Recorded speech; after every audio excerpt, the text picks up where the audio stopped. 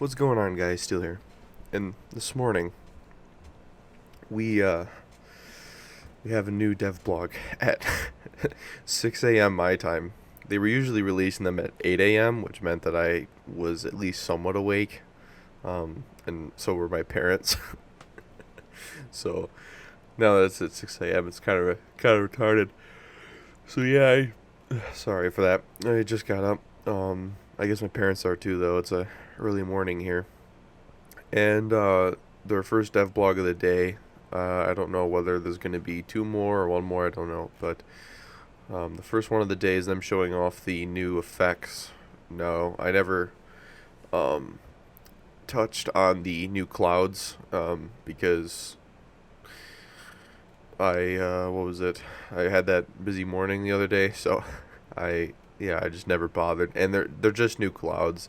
There is only one thing to propose, and that was um,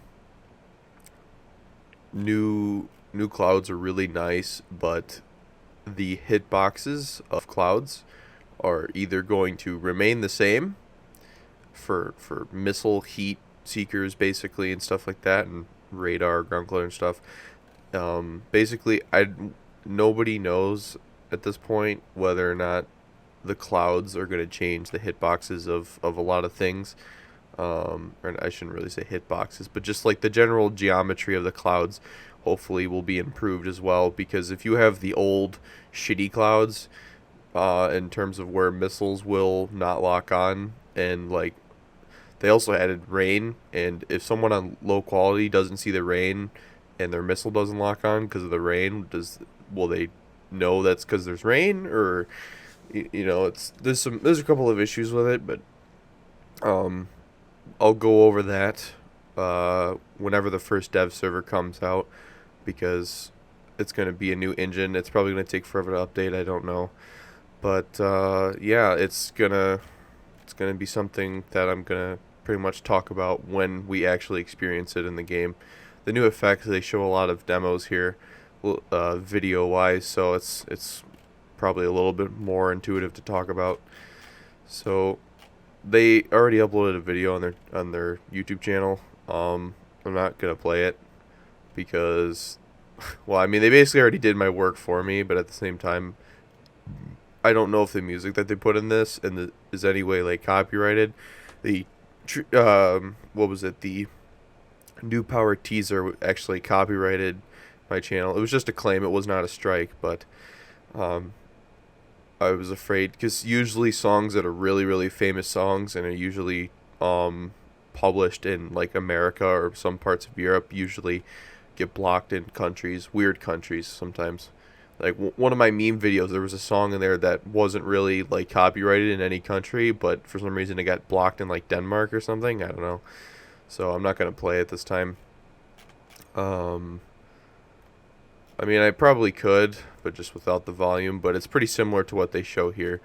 So, as you can see, this has the new clouds as well. I'm pretty sure it does look a little different. And you can see the lighting is different. It's more gradual. It looks a lot more like IL-2 not 1946. IL-2 Battle of Stalingrad. The lighting is so much more spectacular in Dagor 6.0. The gun flashing, as you can see in this GIF, if you will. If you just, I mean, that's like showing like the little sparks and stuff. These effects have been in War Thunder for literally 8 years. Like, these are the same effects you've been seeing since, if you've ever played Birds of Steel or Birds of Prey. They were games that were, I believe they were also on PC, but I remember playing them on the Xbox. They were very arcadey in terms of their flight models, but yeah, those are effects that I have been seeing since I was probably maybe like 10 years old. 10 or 11 years old, I've been seeing those effects. So it's, for me, someone who's played Gaijin's game in different forms, not just in War Thunder, obviously Birds of Steel and Birds of Prey, for literally over a decade. That's really nice to finally see them update these effects. Here, the rocket fireballs, if you will. And I think they said the effects of aircraft shells and bombs hitting enemy aircraft from different surfaces, depending on caliber and projectile or projectile type. It'll change with smoke and debris. So yeah, here you can see, which is really cool, which is a nice thing. You can see a nice big fireball. Nice big fireball, much like in DCS. Down here, we've got the new effects of when you're actually hitting somebody. I mean, just look at that. It's a huge fireball. Now, it looks like they changed the effects a little bit, but to me, it looks more like,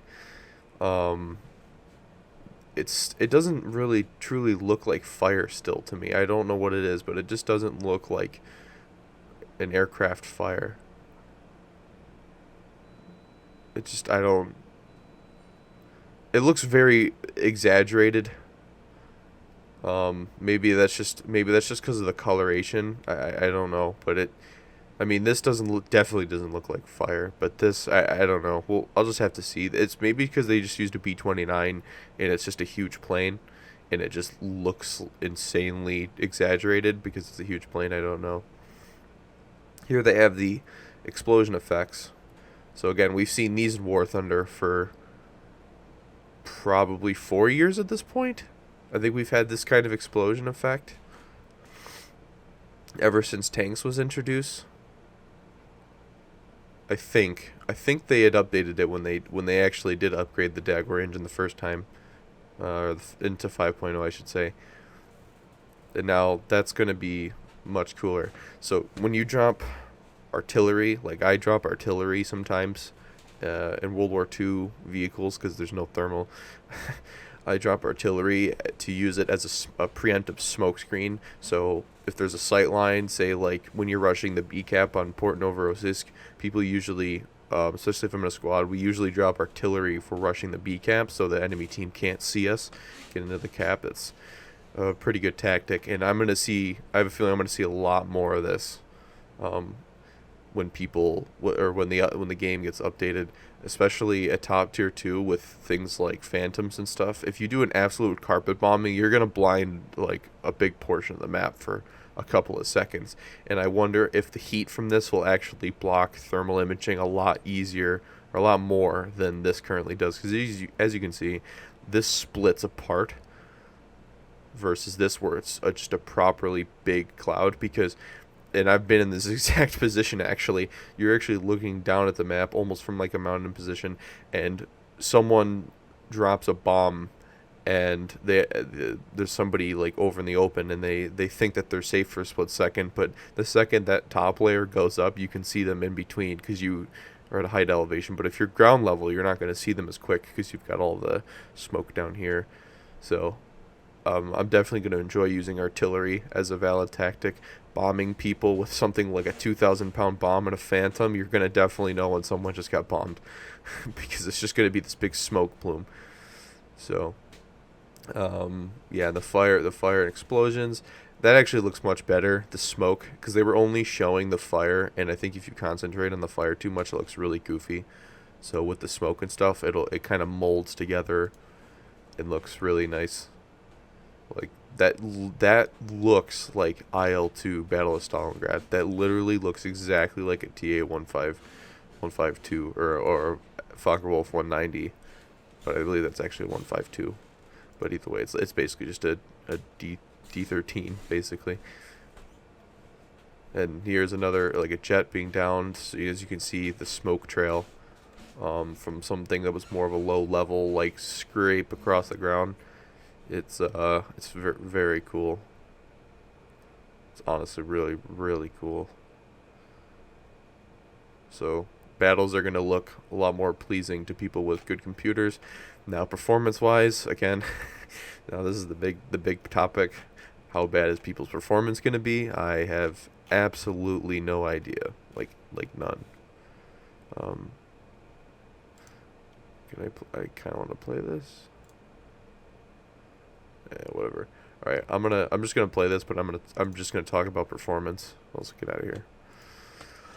So, performance-wise, like there's the rain I was talking about. I don't know. I really don't. know what it's going to be like for lower end users.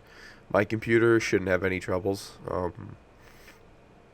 If anyone's curious, I have a RTX 2070 inside of my computer and 16 gigs of RAM. So, whoa, that was a big bomb. That was a TU4 bomb. So I should be okay for this engine update. It might take a performance hit. Now, keep in mind, guys, with such a big graphics overhaul, everybody's computers are going to have problems because there's definitely going to be engine problems. There's going to be bugs. There's going to be stability issues with the client and the engine. That's something that IL-2 Battle of Stalingrad and its DLCs pretty much rectified. That game runs extremely well and looks extremely good if you tune the settings a little bit, no matter your graphics. So I had actually played IL-2 on my older computer and had it on medium graphics, and it looked pretty much identical to higher graphics, except render range and stuff was a little better on my newer PC. So that might be a thing. Render distance is definitely something I'm very eager to know, because in tanks and planes, it's about rendering dots, rendering people's aircraft, because sometimes people will legitimately appear out of thin air because of the spotting system and the rendering of the far terrain details and stuff like that. But for tanks, if you've ever played top tier, you'll know that if you fly towards the ground really, really fast, the ground tends to be really low detail when you're really far away, and people's tanks, especially SPAA, will be hiding under what is just low-res ground.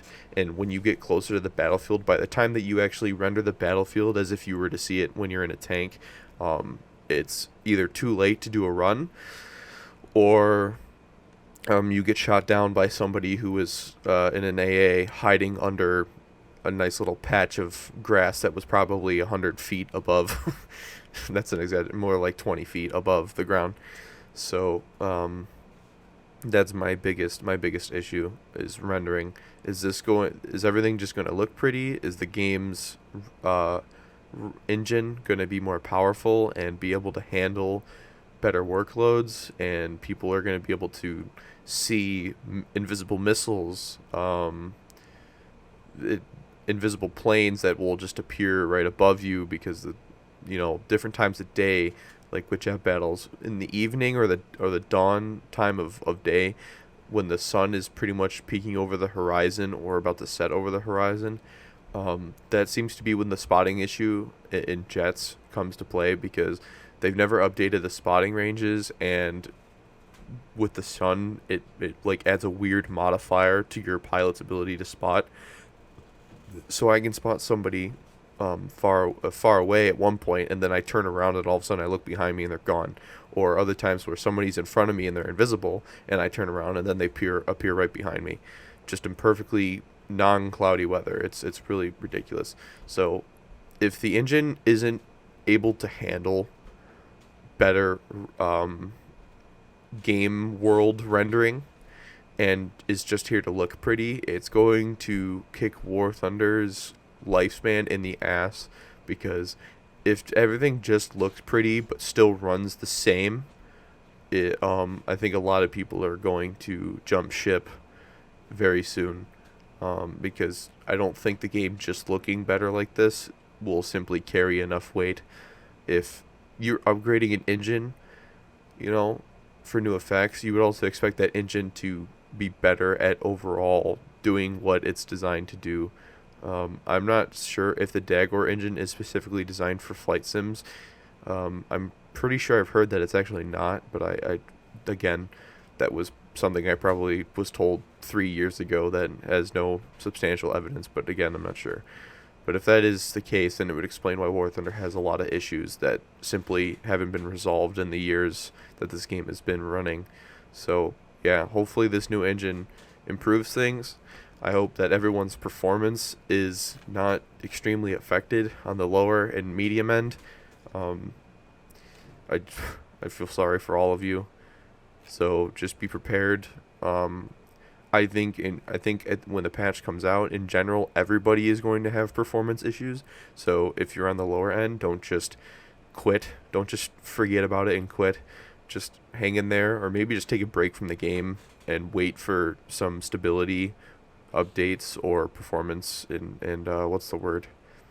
What's the word I'm trying to think of? It's right off the tip of my tongue. What is the word? Not compatibility. Optimized. Wait for some patches that involve some optimization, and then go from there. So yeah. Anyways, guys, that's probably enough ranting of this Devblog. As always, the link for the Devblog will be in the description below. And I'm Stu Wolf, and I'll see y'all next time.